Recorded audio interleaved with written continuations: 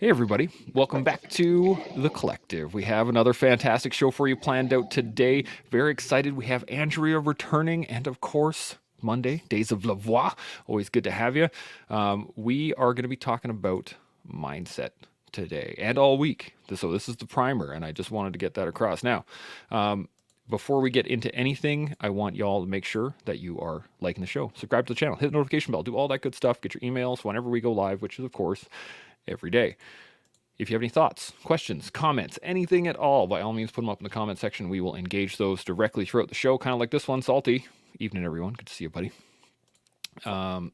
So let's get in some intros, and then we can get in the conversation. Andrea, do you want to give us a quick 10, 15 seconds? Who are you, where you come from, all that good stuff? Give her. Great. Hi, everyone. My name is Andrea Ross. I live in Squamish, BC, Canada. And when I am not a professional stunt woman, I coach through my own company called Live Your Fierce. I like it. Seb, you want to give us another little rundown? Not really. Nice. They all know me. Raj, let's do it. All right. Hitting the wrong buttons here. Mindset is what we're getting into. So mindset, defined, is a fixed mental attitude or disposition that predetermines a person's responses to and interpretations of situations. It can be an inclination or a habit, but I found a bit better of a definition on that, and it was: mindsets are those collection of beliefs and thoughts that make up the mental attitude, inclination, habit, or disposition that predetermines a person's interpretations and responses to events, circumstances, and situations. So let's go around the table and let's get some first thoughts on this. Seb, I'm going to point to you. What are your first thoughts? The first thing that kind of comes to mind is essentially how a person address reality as they perceive it, and so it's kind of in line with what you have said. There is, a million different directions that we can obviously take this conversation, but there's one thing that's a commonality amongst all of those things, is that it's a fundamental platform to how you are going to perform life. So that's the first thing that come to mind for me. I like that. Andrea, what about yourself? First thoughts? I like that. Yeah. First thing that comes to my mind is that I kind of see as two different kinds of mindsets. The one that you wake up with, or the one that you find yourself in whatever reality you're in, and then the one you choose to cultivate. And sometimes they're the same thing, because you have a very strong mindset that you've built that that works well for you. And then there's the ones that, maybe you find yourself in a funky one and you are aware of it, and you try to cultivate, a stronger, more resilient, or a different one that you're showing up a different way. I like that, Shaun. First thoughts? Well, at some point in the show, I'm going to ask you to pull up the Instagram post that I just put up about 10 minutes ago before we came into this live. And it's probably a result of many confluences kind of coming together and collating into a thought that I had when I saw a photo that Doreen took last night that she'd sent to me. We're at a diner not too far from our hotel. I'm just about to eat a piece of barracuda, which I've never had before.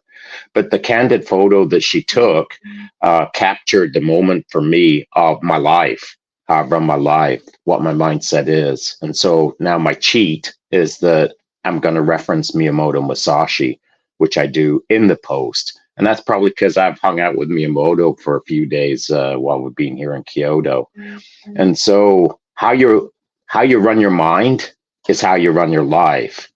And I think that we could, for the rest of the show today, talk about, it's already been stated, you wake up in the morning and you've got a mindset, but that mindset is predictable based on your habits. Your habits predict your future. And so you might wake up a little crusty, but you'll recalibrate based on how you've run your life over decades. So I think that mindset is a thing that is built over time, a long time, and it's built over an intentional time.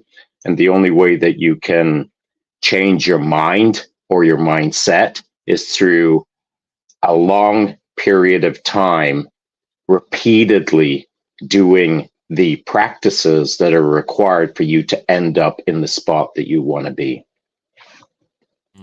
That's got some depth to it that we could definitely explore. Seb, you got any thoughts on that before I get the image up? Yeah, both of those things are extremely valid, and I like the sort of the differentiation that Andrea made, because as it turns out, it reveals the fact that you have to question that, and you have to continue pushing yourself outside that comfort zone, and you have to continue seeking the betterment of that very mindset. So the day that this becomes the mindset, this is just my mindset, this is just how I do things, you are guaranteed to get some blind spots, as Shaun just alluded to. So I do believe that having the mindset is one thing, and having the ability to consistently recalibrate that mindset is a mindset on its own. I like that too. Andrea, anything to add on this? No, not at all. You're muted though. That's good, because I had nothing to say. That was perfect. Awesome. The now I had a quick question on this, because I think for a lot of people, they I guess maybe conflate what a mindset is in terms of like a general mindset overall versus a mindset of in the moment. And we talked about this another time when we were talking about martial arts, of like, sometimes I got to get 3-4 rolls in before I can really get into my, okay, now we're fighting, now I'm in my fighting mode. And that mode I think can be construed as a overall mindset for some people.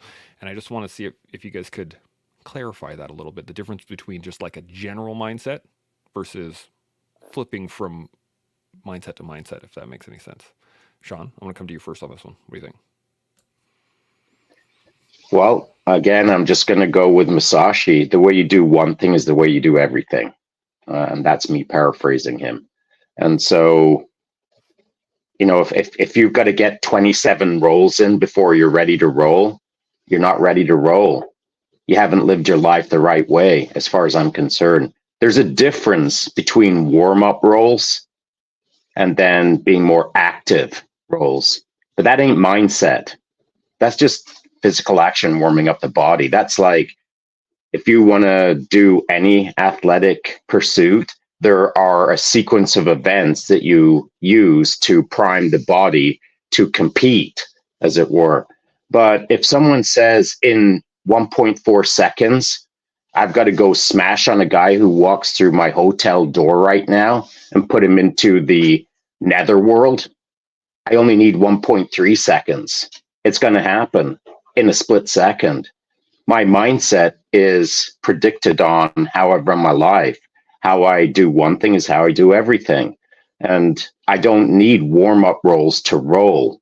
But if someone wants to warm up roll to roll with me, that's cool. But we could go live like lickety split.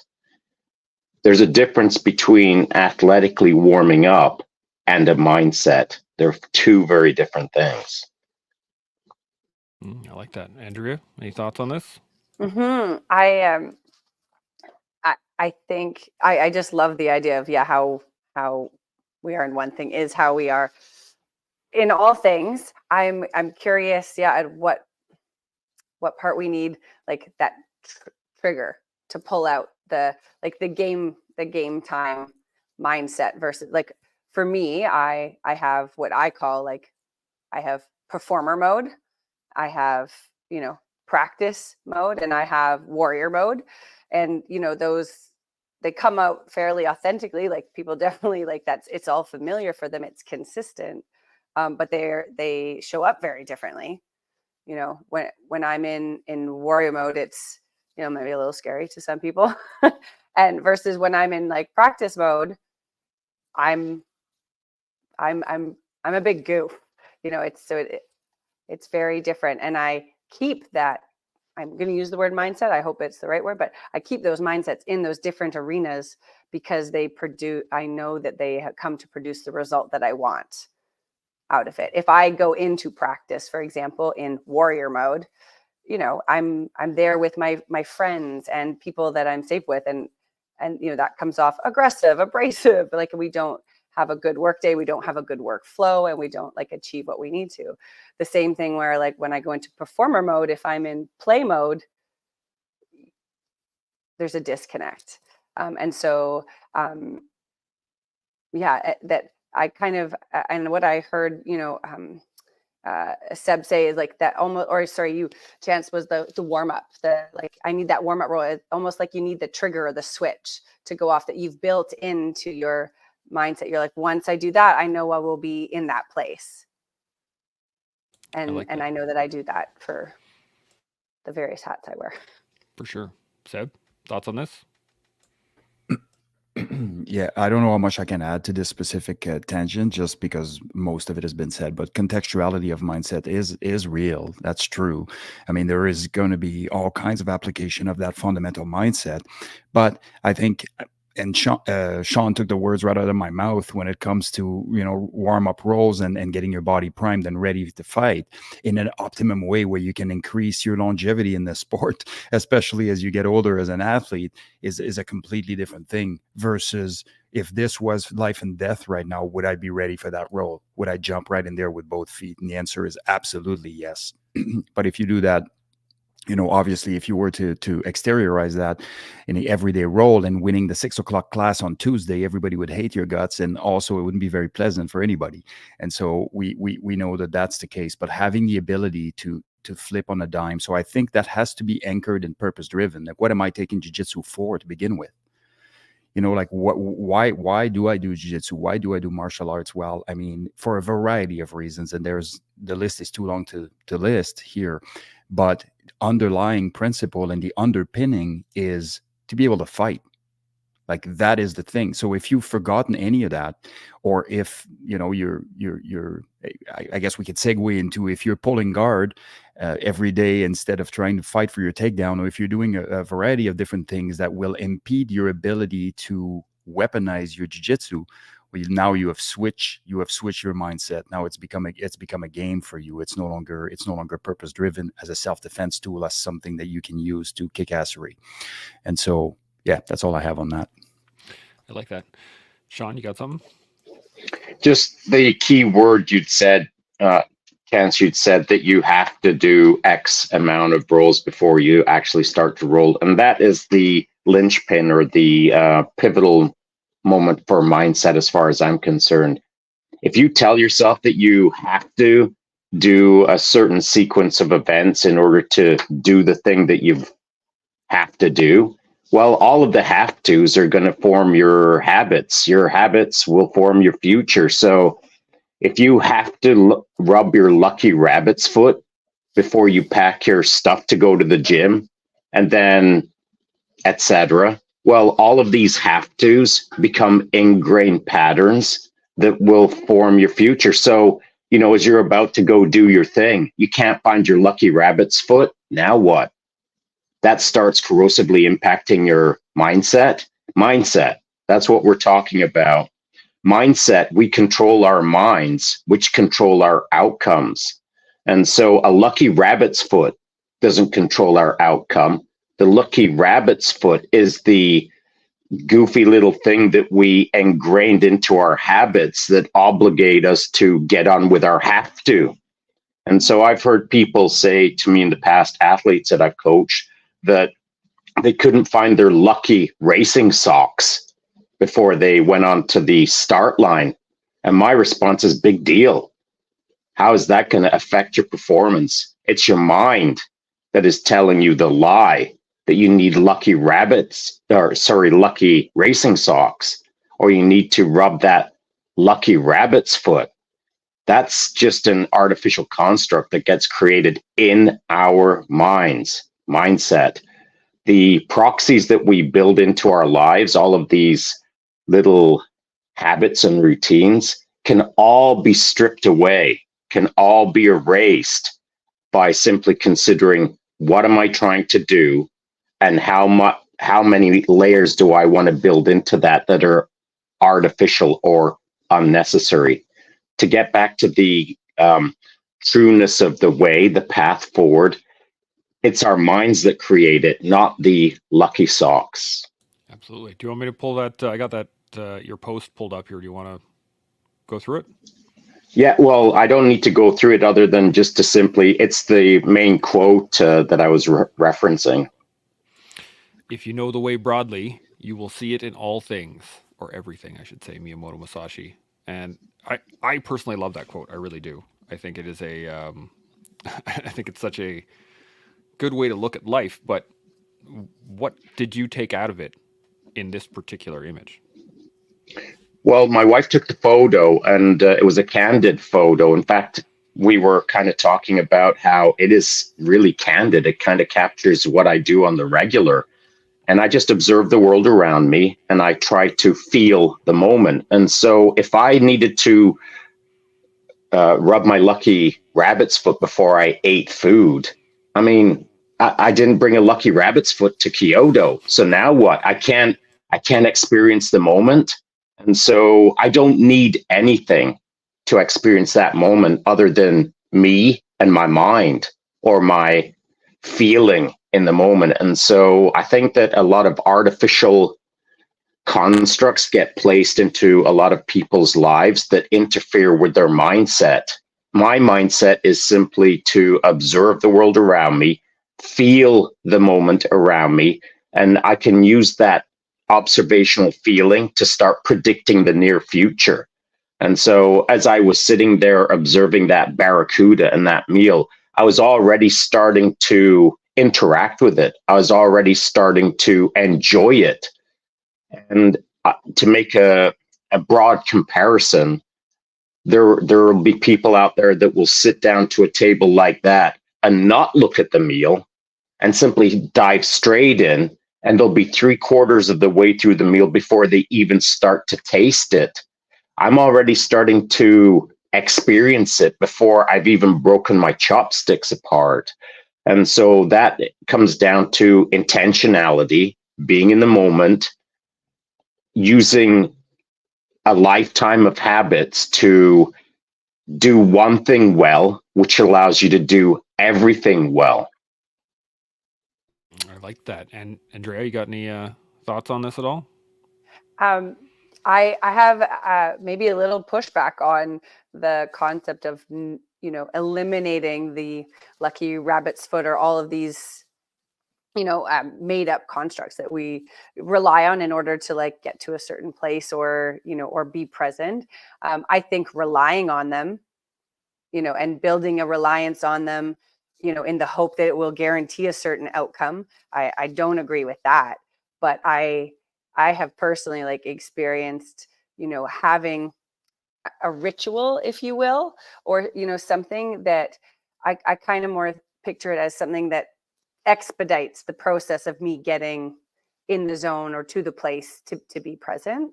And I know that, when I was a younger athlete, I went through that phase of like, I have to do the exact same warm up, and I have to be in the exact same spot on the mat and I have to shake this person's hand this way before I step into the ring. And and I was like, and if I do all that, because I did it the last time when I won, like I'm going to stand a chance. And if that doesn't happen, I'm screwed. And like, fast forward many, many matches, some of the best matches I had nothing to do with that ritual. That just didn't actually happen. And but there was something about doing that when I would go to a wrestling tournament that just instantly put me kind of at ease. It gave me maybe a little bit of comfort, because we're already entering this huge world of discomfort when we go into a tournament or when, we do something new and scary. And so that little piece of familiarity was enough for me to be like, and then I could focus on all the other variables that were new and different and uncomfortable. But I found I struggled when I relied on that ritual, but I benefited when I just used it to get to a place of being present, if that makes sense. Yeah, absolutely. Seb, you got some thoughts on this? Yeah, I think there's a variety of different things for a variety of different folks, and I think that ultimately what makes you perform to your best is going to be what you need to do in the moment. But I look at what Shaun said as what the ultimate goal should be, really removing all external factors from from needing external factors in order to accomplish things that are within you. And so this was a progression for Andrea, as a young competitor that has a brain that's not completely formulated for consequential thinking, for having the ability to process the vast amount of information and emotions that are going through you as you are engaging in a combat sport. And that was your coping mechanism at the time. And now, you no longer do that, because that was a part of the journey. And we can stand here and have, spew out all of this wisdom, which we all do every episode. But we need to realize that a lot of the stuff that we talk about is going to go right above most people's head until they are prepared and they're ready in life to be at that place where this resonates with them and it makes sense. And so I can see, I don't think that was a pushback. I think that was just a concept of time and experience versus, yeah. And I agree with all of that. It was extremely powerful. Absolutely. Shaun, what do you got? I want to echo what Seb just said, and I want to echo what Andrew said. She is correct that when she first started out, like all of us, when we first started out, we built coping mechanisms, as Seb stated. We built habits that were perhaps necessary for us then, or maybe they weren't. That's an entire different conversation. But most of us, if not all of us, had habits that allowed us to get to this point here. But to Seb's point, to strip out the unnecessary is the idealized future. That is the goal.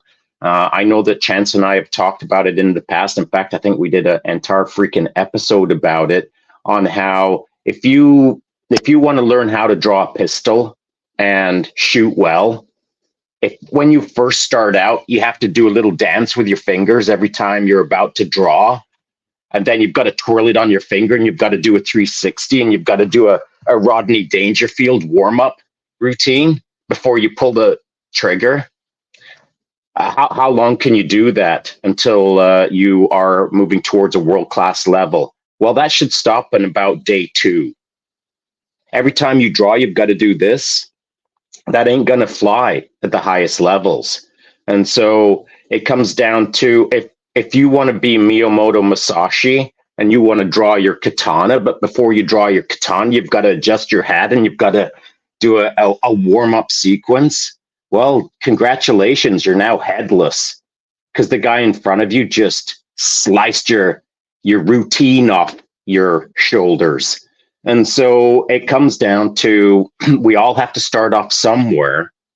And as we move towards our outcomes in life over the decades of time, what we should be doing is stripping away the unnecessary.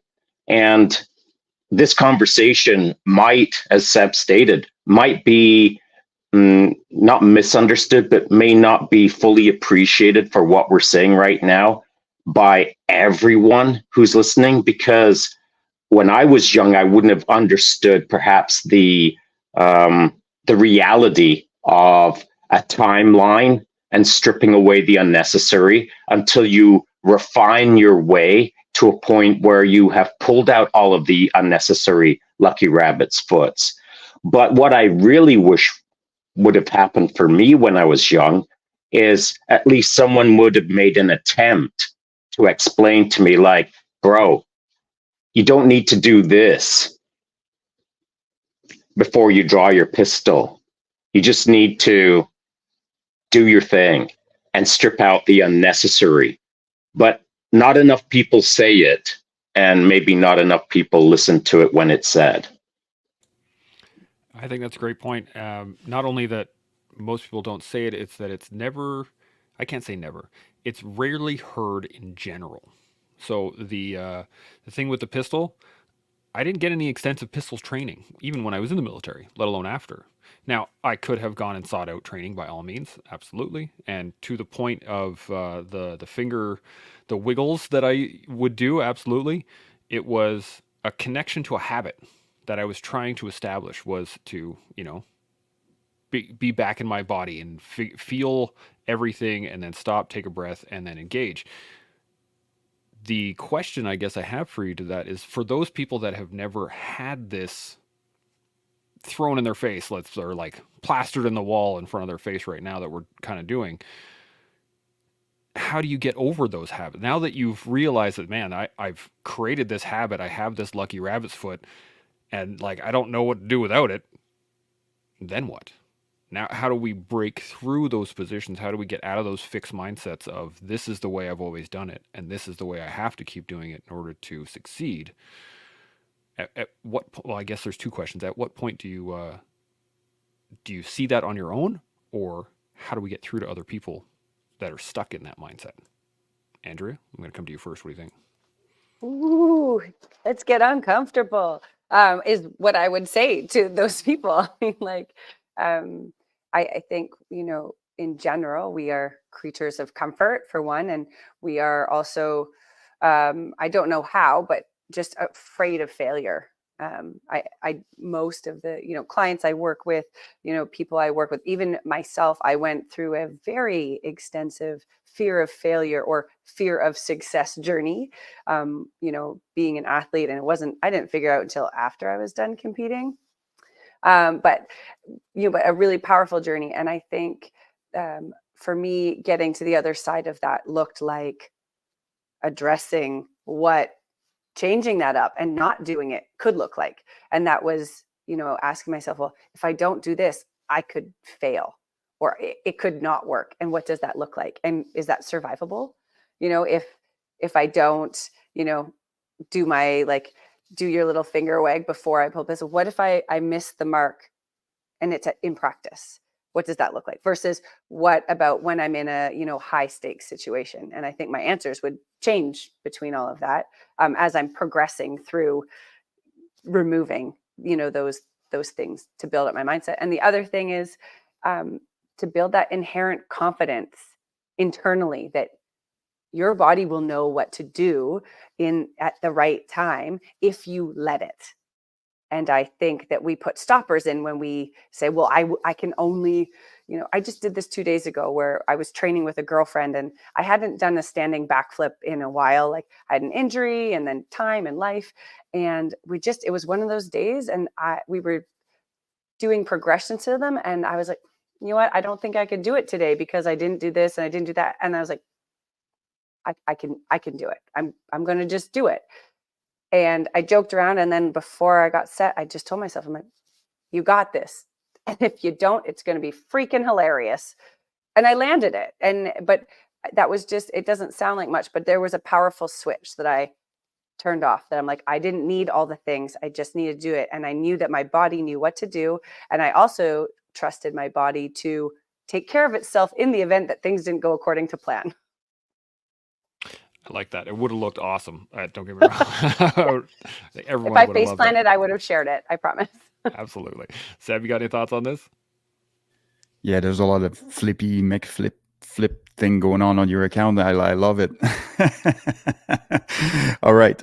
Yeah, there's a few things actually. So we're, talking about self-awareness and self-regulation. I mean, if you have never heard of this concept that you may not need the things that you've desperately or pathologically attached to, that's step one. If you've never even heard that, now you've heard this for the first time. So now you're like, okay, well, how do I sort of get rid of this? And it's important to understand why we're doing that as humans. And again, when something is uncomfortable, we're trying to bring some level of comfort in the operation because it's comforting, and comfort and discomfort helps us deal with discomfort. But the problem is you should have the confidence in your skill, and so the control should come from the repetition that you have done correctly to achieve the outcome that you want. And so now you need you're back to not needing any external factors, and you're not trying to inject comfort, because the discomfortable disposition that you find yourself into is now your comfort zone. And yes, you're going to have to push that further, because otherwise you'll end up stagnating. But the point is, if there's a fundamental skill that has to be acquired, then you need the fundamental work to make that skill to feel like you can exert some control over that skill. I really like that. And the reason why performers and some people, control chaos really, really well when other people crumble in chaos. And what's really interesting with that is a lot of people that are high performers, if you give them too much time, they will start spinning their own wheels and spinning in their own heads and start questioning the fundamental things that they already know. As Andrea was mentioning, the fundamental skills that you have, and all of a sudden you're questioning, how do I draw my pistol again? It's like you've drawn your pistol 30, 5,000 times, you know, in the last year. You don't need to think about that piece. And this is something that really came to bear when I was on a certain course at a certain unit that Shaun is very familiar with. And one of the psychologists was talking to us about how some guys would get into their heads about things that they've repeated so often that you shouldn't even mention those things. It's like they're acquired, you know, and just move on and focus on what the outcome should be, because otherwise they start changing things to try to make the things that they can do naturally be different, and they don't need to be. Everything's good. So, you know, it's a mental game, and it really is. And so when somebody goes the high stake route, or somebody is a very strong performer, when things matter, oftentimes is because their focus is now exactly where their focus needs to be, as opposed to, you know, looking at or letting their mindset go through a strainer where it starts going everywhere. And now you know, it just gets overwhelming, and the body doesn't know what is what, and why you're creating all this anxiety and fear, and what's the response to this? When the response to this is you losing some of your fundamental skills.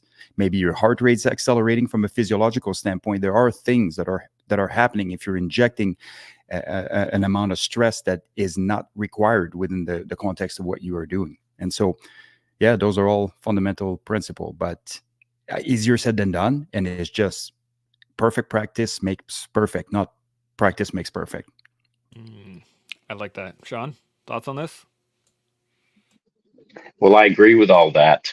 And if you imagine yourself as Miyamoto Musashi standing in front of an opponent, would he wrap himself in a blanket before he drew his katana because he wanted to stay warm in the moment? Probably not. He wouldn't stand on a hot water bottle to remain comfortable before he drew his katana? Probably not. What he probably would do is, in his mind, see a head rolling off of the shoulders in front of him. And it would happen, irrespective of where his hands were or what he was standing on. It would simply occur. And to Seb's point, if you've drawn a pistol long enough and you've shot enough, the weapon disappears. The katana disappears. The pistol isn't in your hand, though it's in your hand. The trigger pull is being pulled, but in reality, you're not pulling the trigger. You're simply seeing where the bullets are going to go, and they appear. And if you've practiced long enough, all of the externalities, all of the stuff around us fades away to a point where the outcome in your mind simply occurs. But that takes a long time to achieve. That takes a lot of practice, a lot of perfect practice. But there is no such thing as perfection. There's only the striving for perfection.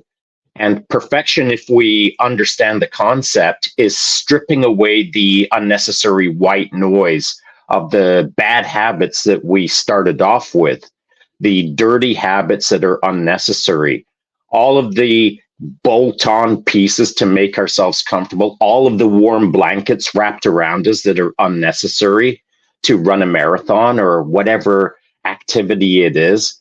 All of these things are just bolt-on distractions that make us feel comfortable in the moment, but are unnecessary in the idealized future of high performance or the outcome that we seek. And so all along the way, as we're moving towards betterment, we need to constantly be curious as to how to remove the bolt-on comforts of life to get down to the raw essentials of performance. None of us on this panel right now know how many times we've blinked in the last 60 seconds because it's autonomized, it's offloaded, it takes care of itself. Just as a katana draw takes care of itself if you've done it enough times. But that katana draw will not result in the outcome that you need because, again, your head will be falling off your shoulders if you think that a katana draw requires this before you reach for your katana. And so by stripping away all of the unessential actions, every time in the future in front of us, constantly paring things down to the only things that are required to do the thing that we're doing, That's what we're striving for. So you have to have a curious mind. You have to have a growth mindset. You have to consider, I know how I can do this in 1.4 seconds. I'm going to strive for 1.35 seconds. How am I going to do that? You've got to engage curiosity in the moment to improve your performance. But if you don't have a curious mind, if you struggle to see the way forward, that's when you line yourself up with a coach or with people who have been in the game of teaching people how to be curious in their game. And so back to Chance, when you were showing me your pistol draw and I could see, a number of flaws in what you were doing, just All as the you would see in things. all the things, just as you would see all the flaws in me if I was riding a horse, perhaps, and you would be able to tell me how to do it better, because you would be able to expedite or speed up the process, narrow down the path for me so that I could more efficiently and effectively become a better horse rider by coaching me through the moment. But I don't need you to coach me. I could coach myself through my curious mind and through my lifelong habit of paring things down until I'm on the correct path, the correct calibration to do the thing that I want to do. But that's a long journey. If I've got the time to journey it, I love that long journey. I love all the flaws and reducing the flaws, Occam's razor, as it were. But if you don't have the luxury of time, or you want to perform better, faster in the future, you need to line up with people who've got a good set of eyes, a good curious mind that can step into your shoes and help you walk the path a little bit more easily, a little more effectively, a little more efficiently. So if you don't have a curious mind yourself and you haven't done this process enough to understand the process, find people on either side of you to coach you through that process so you can do it yourself. Yeah, I really love that. And I wrote down here, get out of your own way. And I think that is pretty effective, both in the larger scale of it, in terms of somebody that has been through the game long enough, or been through the game enough times that they can now get out of their own way and start paring those things down. But also when you're engaging into something new, get out of your own way. Listen to the people that are been there. And I think that's such a great line here. I got a couple comments I want to touch on. Any other thoughts on that before we move on? Just the one thing for me, excuse me. That's a very good point, Chance. And I think that, yes, you can get into your own way, and you can get back into your own way if you start being really good at something and your ego grows along with your growth mindset. And that's a piece that I think if you look at very, very, very tip of the spear, they will be learning from people that know a lot less than them overall in the application of the said skill. But there is a little piece that they can take from that person. And I remember vividly watching GBRS, for example, having a SIG shooter, like a civilian shooter. And I mean, we're talking about guys that have 20 years of combined DevGru time, on the teams doing tactical operations in Afghanistan and Iraq. All of them have seen combats multiple times. It would be really easy to discount a civilian shooter coming in and shooting on paper target with nothing shooting back. And yet here they were, all years, all eyes on this guy, and taking absolutely every little bit that they could to make their game just a little bit tighter. And having that humility is absolutely necessary at the highest levels. Yeah. I think not only just the highest levels, but all levels. If you can maintain that humility through all levels, then you're pretty good to go. Andrew, you got any thoughts at all on any of this? I just, out of all of this, yeah, I love the, get out of your own way. And I'm trying to talk faster than I can think, and it's not working. But what I was going to say is I love how much we're talking about both sides of the coin, of the number of hours it takes to actually acquire a high level of a skill that you need, a curious mindset, and you need, like Seb said, you need the self-awareness and self-regulation. But but that at the same time, you need to be building that mindset, that curious mindset, that, you know, resilient mindset, that mindset with humility and without fear. And you have to build it up. And that takes just as much, if not more time than doing, you know, applying the skill. And so it sounds like a lot of work, which is maybe why, you know, most of, you know, the general population like to just be comfortable and cozy, because you have to get comfortable with being uncomfortable in order to achieve a high level of skill and to achieve, you know, a mindset that does raise you to the next level. So that's Absolutely. Yeah, 100%. Shaun, you got anything else before I hit these comments? Just the word humility. I know it's a great word and it's being used appropriately, and I'm not pushing back on anything that's being said, but a word that works a little bit better for me is curiosity, because that the moment with GBRS and the civilian shooter, you know, you can be humble or you can have humility, but that's not going to go any further than an inch in front of your nose unless you're curious about what's going on in the moment. Like, they could have been looking at that as, how is he doing it that poorly, or how is he doing it that well?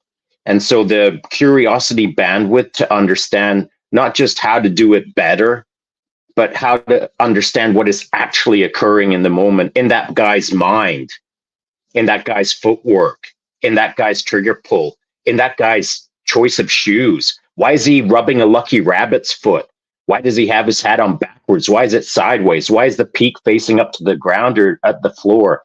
The curious mind, for me, is the better word than humility. And again, I'm not pushing back on anything. I think having the humility to do what they did is amazing. I mean, obviously they're the gold standard in this kind of topic right now, but you've got to be curious more than you have to be humble, I feel, because curiosity will lead you to humility at some point, and then the two can play together, joined at the hip. That's my interpretation of life. Yeah, that's a neat way to look at it. As you were talking, I was thinking, can you be humbly curious? Can you be curiously humble? Like, and how to mix those two together? It's a great thought pattern. Now we got a question from Daniel here. Just actually before we get to that, Lisa jumped in and said good evening. Good to see you, Lisa. Daniel's also here, and his question is having a highly critical mindset of self good or bad? And if good, why? If bad, what tools do you know through experience have helped you to attain that equilibrium? And I think this is a great question, because a lot of us can be either highly critical or maybe overly critical at times, but also I think it's a good thing too. So, Seb, start with you. What do you think?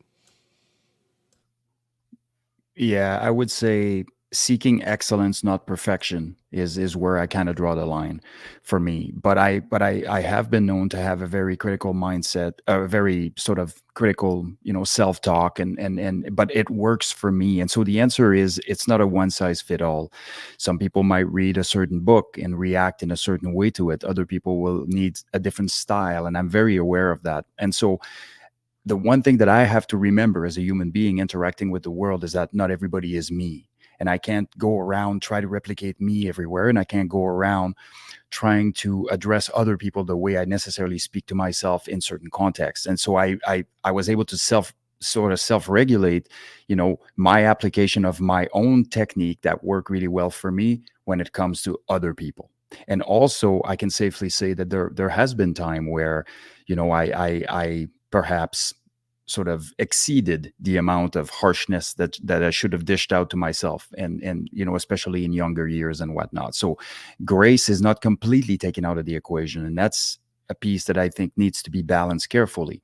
Now I can achieve the same outcome being a little less abrupt, but that's also the same way I negotiate life in general. I seem to be able to do more pushing hard and going frontal assault route less. Like that, Andrea. You got any thoughts on this? Yeah, I feel like I just read the words highly critical mindset. I'm like, yep, had one of those for a very long time.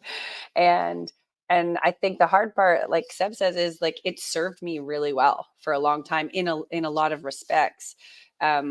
because to me at that time, it was, if I'm being highly critical and expecting a lot of myself and trying to analyze constantly, I'm leveling up. I'm pursuing greatness. And that's, that is what I believed was required. What I didn't come to realize is that the benefit of times where you're not being so critical, where it doesn't need to be an everyday, all the time thing. There are times where taking a step back and just celebrating where you're at and what you have achieved versus where you want to go next is actually can be a step in itself. And that was a tricky lesson to learn. And so I like being critical if I'm using it for good, not evil. If I'm using it to pursue something that I deem valuable or in line with my goals, and I can remain positive around it. If I'm using it to beat myself up and make myself feel worthless or compare myself to others, and that that doesn't really serve a place in my life anymore. Been there, done that. So yeah, that's what I would use it for good, not evil. I like it. Shaun, what are you thinking? I don't think it matters. What does matter is the mission in front of you. What does matter is the outcome that you're pursuing. Now, I say that glibly. I'm saying it generalistically. I'm saying it to make a point. Because sometimes I think that the focus becomes on the self-talk rather than the getting it done. And so if you want to get something done, then get it done, however you need to get it done. And if it requires a little bit of harsh talk, a little bit of critical thought, a little bit of beat yourself up a little bit, game on. It doesn't mean that you got to do it for the rest of your life. It means that you might have to do it for a day or a week or a month in order to get something done. Because if you haven't done a lot of things for a long time, well, that's the pattern. That's the habit. If you're looking to get something done, well, you've got to flip your script sometimes, and you got to be a little hard on yourself sometimes. You've got to have a little bit of critical self-talk like, man, just get off the couch and let's get this freaking thing done. That's what it requires sometimes, to kind of beat yourself up a little bit, to go do the thing that you haven't done in however many years. And so once you get that thing done, then you can reevaluate. You can look at the outcome, hopefully be pleased with what you just accomplished, and then refine the process of the path forward for the next thing that you're going to do. And if that means that next thing requires a little bit of critical mindset, some little bit of self-talk that is kind of a bit hard on you, then get to work with the hard talk until you get that second thing done. And once you've done that second thing, you can recalibrate and think, okay, I'm pretty pleased with what I just did. What's the third thing that I'm going to do? And that doesn't mean that the hard talk that you gave yourself on that first task is required for the third task. What it means that every task, you set another task after it's completed, and you apply the amount of criticality to get the thing done. Because if you simply do one thing and then sit back, fold your arms and think, I rock, I'm the king of the hill. What's the second thing you're going to do, and how are you going to do it? Are you going to go unicorns and rainbows on that next task? That didn't work for you before you finished the first task. So you've got to understand where you're going, what it takes to get there, and then apply the harsh talk, or whatever you want to call it, to get it done. And then over a period of months, perhaps years, perhaps decades, you'll constantly refine your way forward with the appropriate amount of internal talk to get the thing done. Now, I'm not saying you got to beat yourself up for the rest of your life, But you can't sit on the couch and expect that things are going to get done by dreaming of unicorns and rainbows. It takes some hard talk sometimes. And if you can't hard talk yourself to bang out a bunch of tasks in front of you, then you got to find people around you that can, we'll call it, encourage you to get those things done through talk that will create action, that will create results, so that eventually you'll be able to do this thing by yourself. Yeah, I like that. The thing that I'm hearing is the key is having an active critical mindset, not so much just having a critical mindset. It needs to be used as a purpose, right? You need to actually, if it's going to drive you to do something, then it has to drive you to do that thing. Otherwise, it's just beating yourself up. Any other thoughts on that before I move on?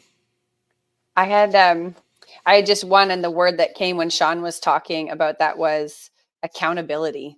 And I know that we've, brought this up so many times, and I can just visualize it, that critical or that hard self-talk or that pep talk that, that sometimes you need to give in order to like get to that next level. And I think that that talk is that taking that self-awareness, like taking that inventory and then owning and not beating yourself up for it, not being like, oh, I didn't do this and I didn't do this, but I want to achieve that goal. I'm a bad person because I didn't do those things. That is, I think, that negative critical self-talk that some people spiral into, being like, if I didn't do the things that I said I was going to do, or that I didn't do the things that I know I need to do to achieve the thing, I'm a bad person. And those need to be, I think, totally separated. What you need to say is accountable and be like, fucked up, I didn't do the things I said I was going to do. I still really want to achieve this. Like, buck up, Andre. It's going to be a tough ride. Like, if you want to achieve this, you got to do the things. So just go do the things. And you're still a good person, even though you didn't do the things, but you want this, so go do the things. Absolutely. Sab, you got any that's my rant. points on this? Yeah, I like those two streams. One of them is like that building resilience over time, where you've exemplified what you needed to do in order to get certain things done over a period of time, which gives you the confidence to continue doing it that way. And sometimes you may need a little pep talk, and you just give it, and that's it. But again, the least amount of reliance on that, the better it is. And then the other one was stand by here. Yeah, you can really chip away. So inversely, if you do it in a negative way, like Andrea was talking about, and it becomes really destructive, now the opposite is true. Now you start chipping away at your self-confidence, and you can actually spiral into some sort of problematic issue, especially if you're somebody that's already negatively inclined. You can easily strip away all that's left of your self-worth and self-confidence by doing that. So it's really important that you understand who you are as a person and what made you thrive, but also what works for you, understanding that action is going into explorations, or any stress or anxiety that you may have related to the thought of doing something will be essentially eradicated when you launch into the doing the damn thing. So do it. Absolutely. We got some other great ones here. Salty jumped in here. He said, I think we can look at it two ways. The intentional mindset that allows you to move forward in each day as a whole, and the deliberate moment / meditation prior to a task, the focus to complete the task needed at the moment, which I think is an interesting way of looking at it. Steve jumped in here, said effective mindfulness, 100%. Lisa jumped in here, said do it. 100%, just do it. Winterstorm goes, you only see it on your own if you want to. Re-examining ourselves and our beliefs is a skill most of us do not practice because it scares us. And that is a fantastic point. 100% agree on that one. He carries on. He says, if we re-examine why we do things, we're able to reinforce what we are doing right and get rid of waste. But if it's not familiar and we are creatures of comfort, and it's not familiar and we are creatures of comfort, and stay with what we know. 100%. Any thoughts on any of that before I carry on? Pretty good. Okay. Winterstorm again jumps in here, says humility is growth, ego is resistance. How do you want to spend your hard-earned time? That's a good question. I'm not 100% on this. I don't think ego is resistance, because I think ego is useful when controlled. I don't think it's a constant of resistance in my mind. Anybody, Seb, you got any thoughts on this?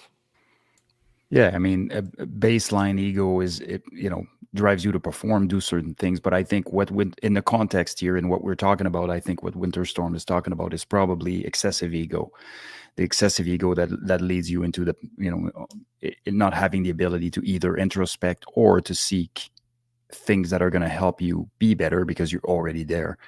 And so, yeah. Well, absolutely. Andrea, anything to add? Good to go. Okay, Shaun, any points at all? Well, the humility is growth, ego is resistance is an entire podcast. But the thing that I would like to focus on is how do you spend your hard-earned time? I mean, that is kind of what we're talking about right now. Hard-earned. You've got one life. That's it. That's all. The older you get, the more you realize that, the less time you want to waste. And so our time is hard-earned. To get to 60 years old, it was hard-earned. And so I don't like wasting my time.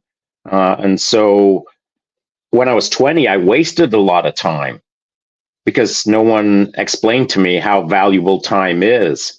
And so to get to where I am right now, I could have been further ahead in life, whatever that means to anyone else, if someone would have sat me down and explained how hard you got to earn time. And so, the mindset that we're talking about right now, how we see the world around us is how the world is around us. Our minds create this external construct. Our minds, as we're all sitting here on this panel, what we're currently thinking right now is what your world is. And if you think that the conversation is going well, then it is. And if you think that the conversation isn't going well, then it isn't. It's for us to understand the importance of now, the now. And if your now is telling you that this is a valuable conversation as a listener, then it's valuable. But if you're thinking to yourself, this sucks, I'm out of here, then it sucks. It's our minds that control the reality of the external world around us. But that externality is created on an internal universe. Our minds are a result of our brain and body interacting with the external world. Our minds, my mind isn't floating next to my head right now. My mind isn't floating next to my brain right now. My mind is inside of me, collating all of the physical world, all of my past experiences, creating a right now consciousness that is helping me interact with the guests right now in this conversation. Our minds and our mindset is not our brain. Our mindset is what runs our now. And so Andrea had been talking about critical mindset and kind of beating ourselves up perhaps over time and how to do it well, how not to do it well. Someone can listen to that and spin it in a way that they might take away from this conversation that, man, sometimes I beat myself up a little bit too much. I'm going to dial it way back. I'm going to put my feet up. I'm going to put my hand in the Dorito bag and I'm going to watch Netflix. Well, that is your construct that your mind allows you to do because that's how your mind interacted with this conversation. Not your brain, not your body, but your mind. Your mind interprets the world and it sets your now and your future trajectory. So my point would be this, please, for all things that are good, you have to consider that how you play your game, how your mind interacts with this game is how your future will unfold. So try to consider how to gain the most from this external experience so that you can do the best for yourself in the future. Yeah, this is, we're almost out of time. This has just been fantastic. First off, my mind is telling me that this has been a fantastic conversation. So I'm really enjoying it. There's lots of really great information. This is a really good primer on mindset just in general. And we're going to be diving into this all week. So I have lots of different angles that we're going to come at this from. And I am looking forward to the rest of the conversation. If there, just one last comment here, I just want to touch on. Salty jumps in here. He says, I always like get off your own neck as an option, which is a good one. Any final thoughts? Anything at all on anything we've touched on so far on mindset or criticality or anything at all? Andrea, what do you think? I would say choose to hear this hour in a positive, inspiring way and not as an excuse to continue behavior that you don't deem productive or positive in your life. And that is the choice that you get to make. And so build a positive mindset, which is being curious and, viewing things as an opportunity. Love it. Seb, final thoughts? Yep. If this conversation has elicited any negative reaction in you, you're onto something. That's where you need to be looking, and don't shy away from that. That's exactly, you take the bull by the horns and go forward with that. Now, Shaun was talking about consciousness, and I really like that concept. And the way to elevate our consciousness is to change the lens that we view our own reality by. So the only way to do that is to go into exploration once again. So if you're seeing a trend here between, Shaun's curiosity, adventure, and exploration, those three things are necessary to elevate the consciousness. Absolutely. Shaun, final thoughts? Yeah, I agree with both guests, or the panel, that if you're taking anything negative away from this, that's on you. Because in my world, in my consciousness, in my state right now, there is nothing negative in this conversation. But if you're feeling a little uncomfortable, dive into the uncomfortableness of the moment, not on your computer, not rewatching this and thinking, they make me feel uncomfortable. You feel uncomfortable. And you've got to figure out why you feel uncomfortable. And I'm not suggesting that you can just erase it with a dry magic marker and your world will magically change. What I'm suggesting is deeply explore why you feel uncomfortable on a word or a sentence or a paragraph that was dropped in this conversation, and find a way to learn from it.